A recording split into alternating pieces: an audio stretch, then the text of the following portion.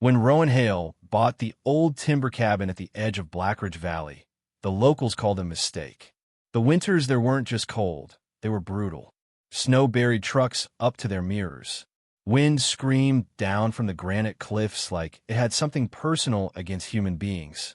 Most people survived by insulating heavily, burning wood constantly, and praying the power lines didn't snap.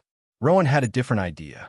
Instead of reinforcing the cabin outward, he started building upward, but not in the way anyone expected. He didn't add a normal second story. He built a narrow wooden room on top of the cabin, offset slightly backward. Then another room above that, shifted again. Then another. Within 3 months, his small, square cabin had transformed into something that looked like a crooked staircase climbing into the sky. People slowed their trucks just to stare. By the time the 4th level went up, the gossip had begun. He's lost it. That thing will collapse by January. What's he planning? A treehouse hotel? Rowan ignored them all. Every beam was calculated. Every window placed with intention. Every angle deliberate. He wasn't building for space. He was building for heat. The first snow came 2 weeks earlier than forecast. The valley dropped to 14 degrees Fahrenheit overnight. Pipes froze in 3 homes. One family had to temporarily relocate to town after their furnace failed. Rowan stayed inside his staircase cabin. The structure now had 5 levels. Level 1, the original cabin, thick logs, stone fireplace. Level 2, a smaller insulated room with triple-pane windows. Level 3, narrower still, with darker interior walls. Level 4, compact, low ceiling. Level 5, barely larger than a studio loft, capped with angled roofing panels. From the outside, it looked unstable. From the inside, it felt different. He lit a small fire on the first floor, nothing aggressive, just enough to warm the stone core of the chimney. Then he waited and watched the thermometer. By evening, level 1 reached 62 degrees Fahrenheit. Comfortable, but nothing remarkable. Rowan climbed the wooden ladder to level 2, 69 degrees Fahrenheit. He smiled. Level 3, 76 degrees Fahrenheit. The heat wasn't escaping upward randomly. It was concentrating.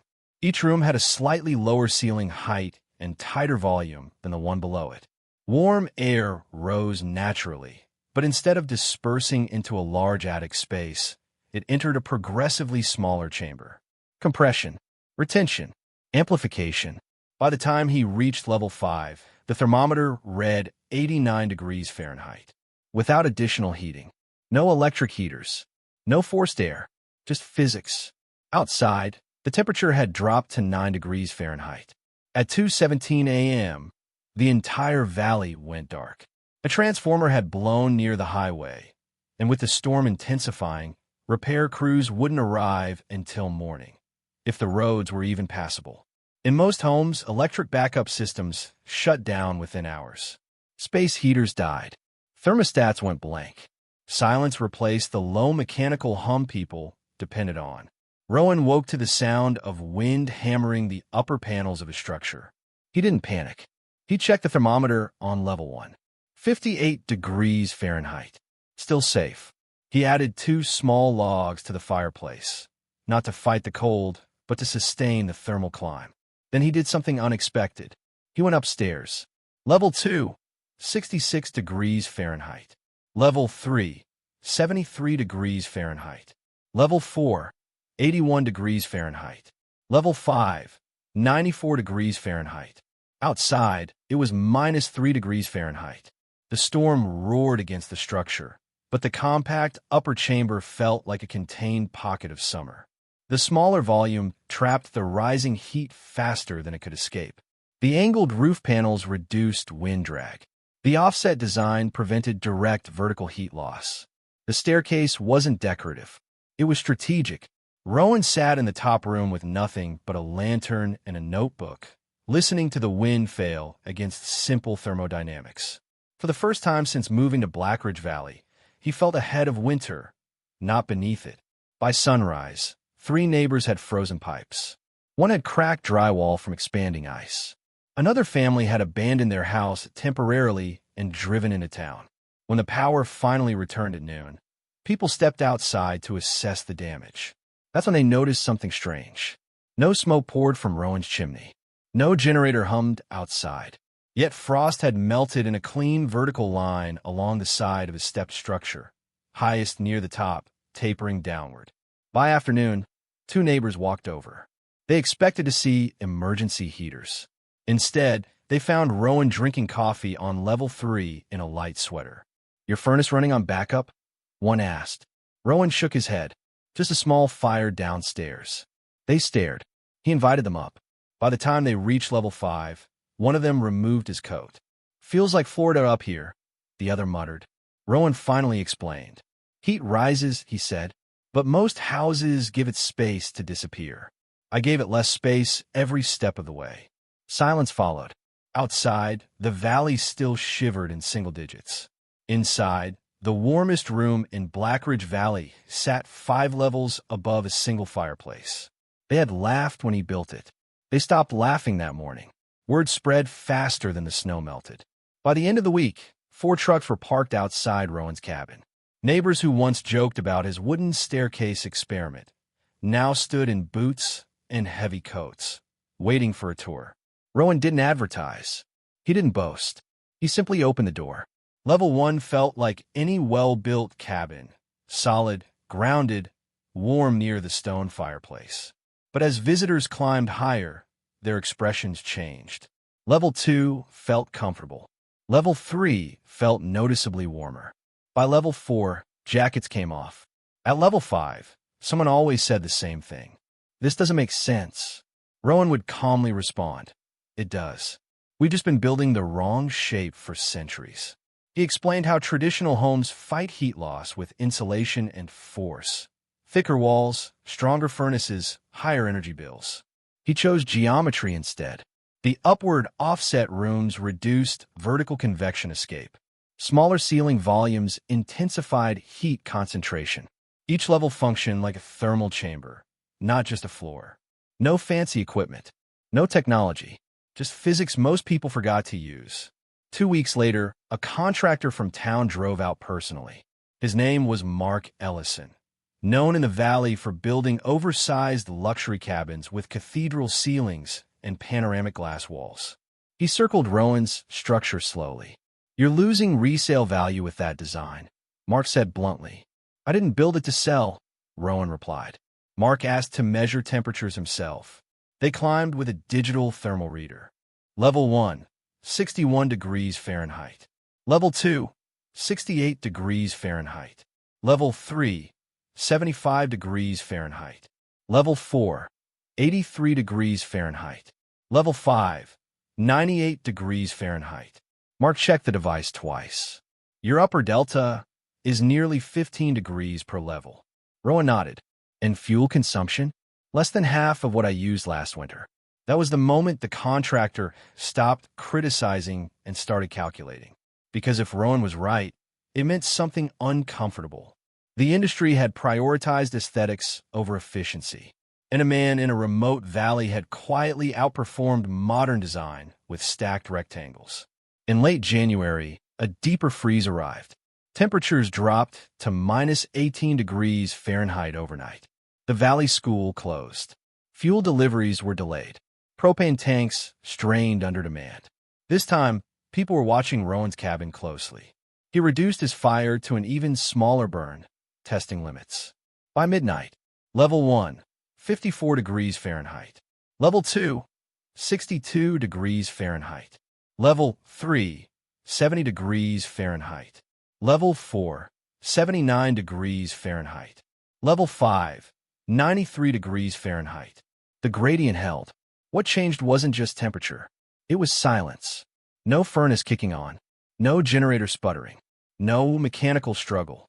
Just rising warmth, captured intentionally. That night, 2 neighbors adjusted furniture in their own homes, experimenting with makeshift partitions upstairs, trying to mimic the compression effect. The laughter from earlier that winter felt distant now. Curiosity had replaced it. But no design is perfect. In early February, Rowan noticed something. Condensation. The top level, being the warmest zone, created a sharp contrast against the freezing exterior air. Moisture began collecting along a seam in the upper paneling. Heat concentration had solved one problem, but introduced another. He installed a narrow ventilation channel between levels 4 and 5.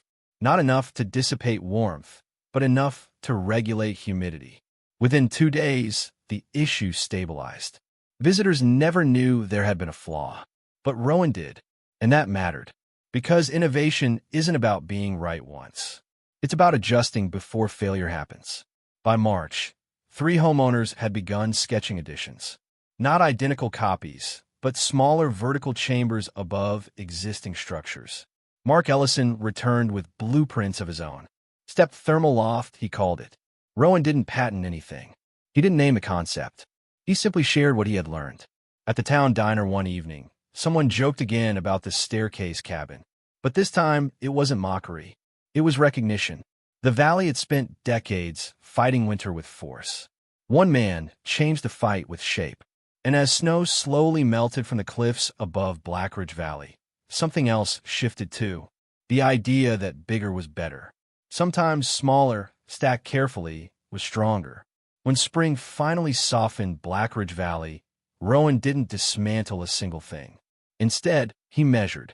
He tracked wood consumption from October through March, compared it to his previous winter in the unmodified cabin, calculated burn duration, average internal temperatures, and thermal retention time after the fire died down. The results weren't dramatic. They were decisive.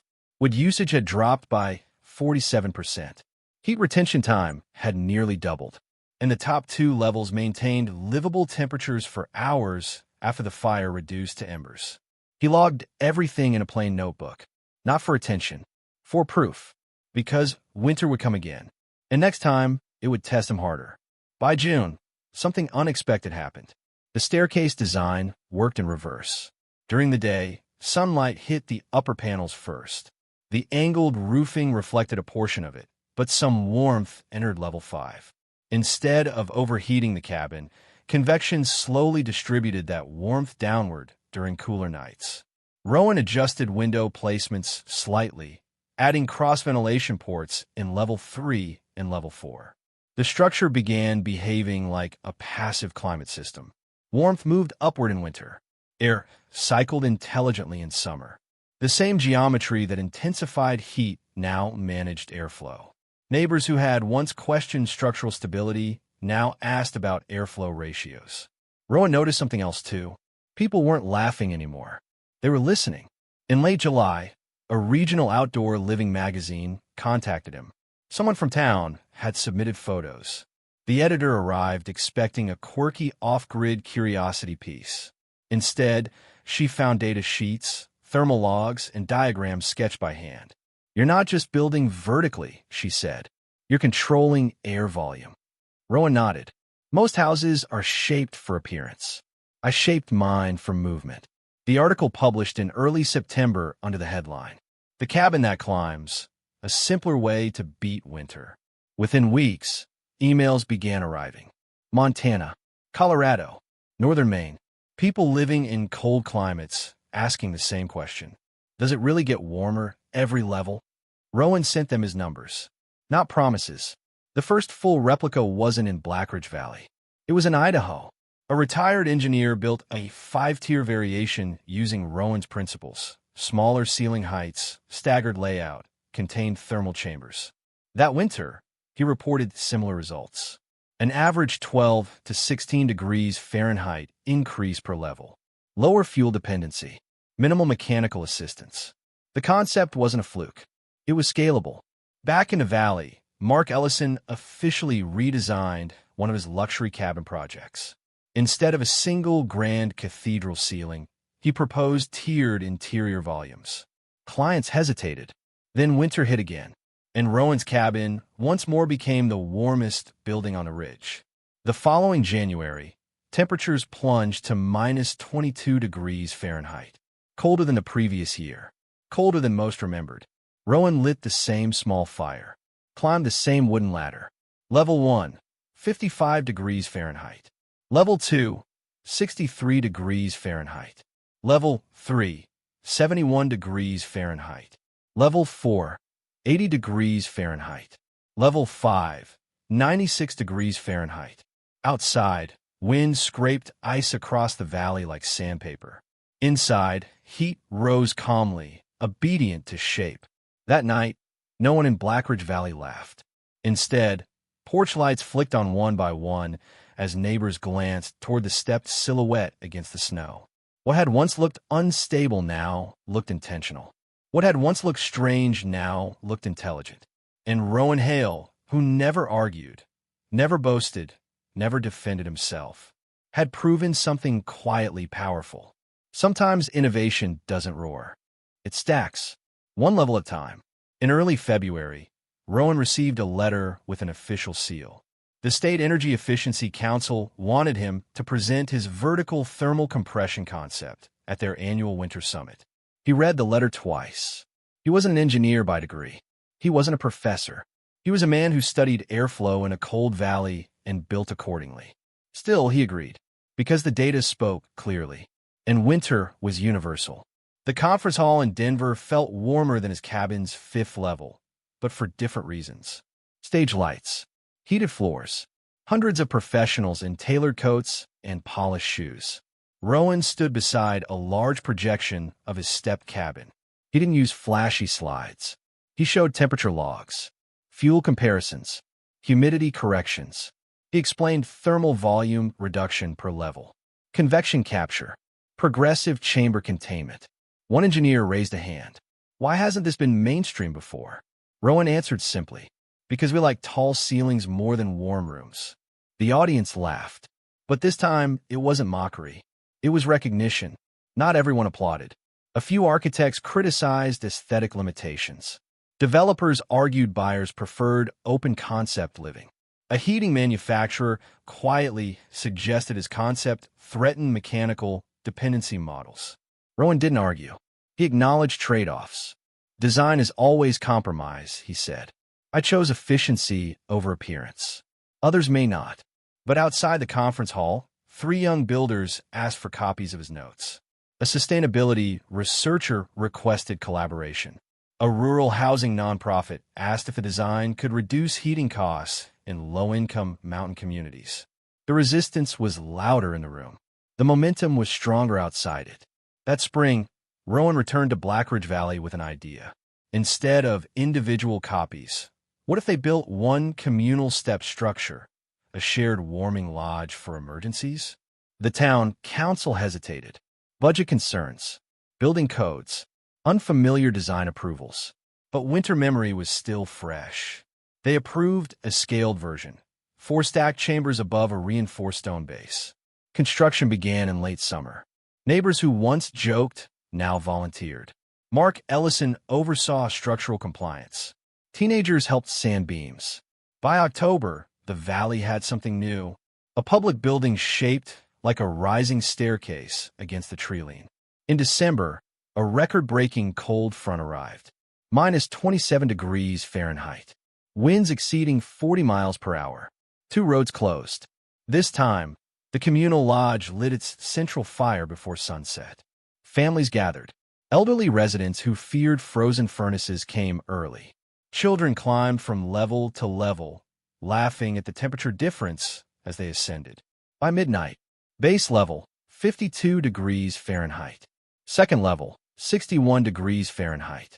Third level, 73 degrees Fahrenheit. Top level, 88 degrees Fahrenheit. No generators. No external fuel systems. Just stacked air behaving predictably. People didn't talk about innovation that night. They talked about comfort, security, relief. And as snow hammered the valley again, something became undeniably clear. They had laughed at the shape, but the shape had protected them. Rowan stood quietly near the ladder, watching neighbors settle into warmth he once built alone. Now it belonged to everyone. By the following year, the step design had a name. Not given by Rowan, given by others. They called it the thermal ladder.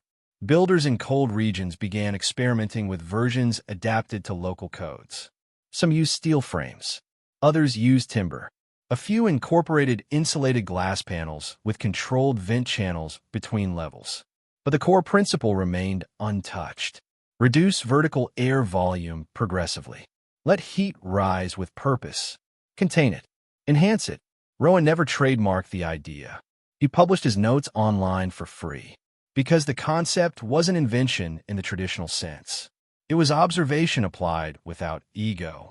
A national news crew arrived the next winter. They expected a dramatic inventor story. Instead, they found a modest cabin on a ridge and a man splitting wood.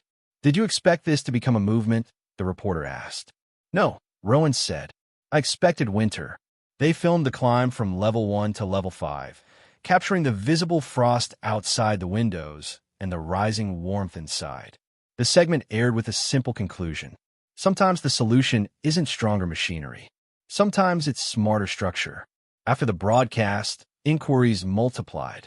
Coal towns in Alaska, remote communities in Canada, mountain villages overseas, all asking the same thing. Can we build upward like this? Rowan answered every message the same way. Yes, but build carefully. Over time, the conversation shifted. It wasn't just about temperature anymore. It was about design philosophy. Why do we build homes shaped like boxes when air doesn't behave like a box? Why create massive open spaces only to spend energy forcing them to comply? Why fight physics when we can guide it? Rowan began speaking less about his cabin and more about principles. Containment over excess. Function before fashion. Intentional shape. The stepped rooms were just one example. The idea was bigger than the cabin. It was about respecting movement, of air, of energy, of consequence.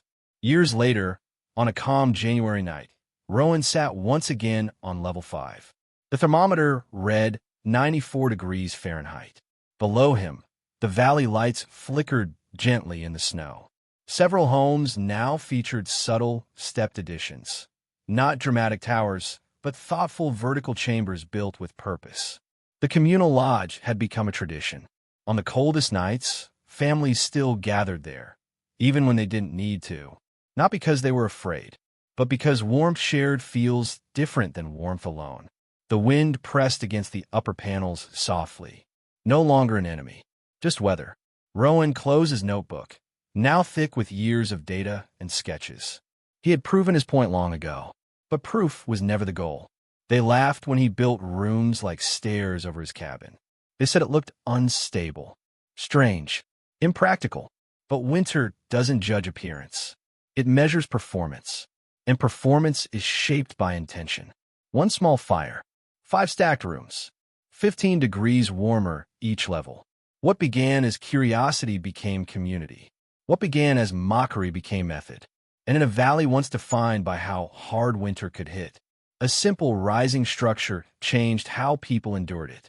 Not louder, not bigger, just smarter. Because sometimes the difference between freezing and thriving is one level at a time.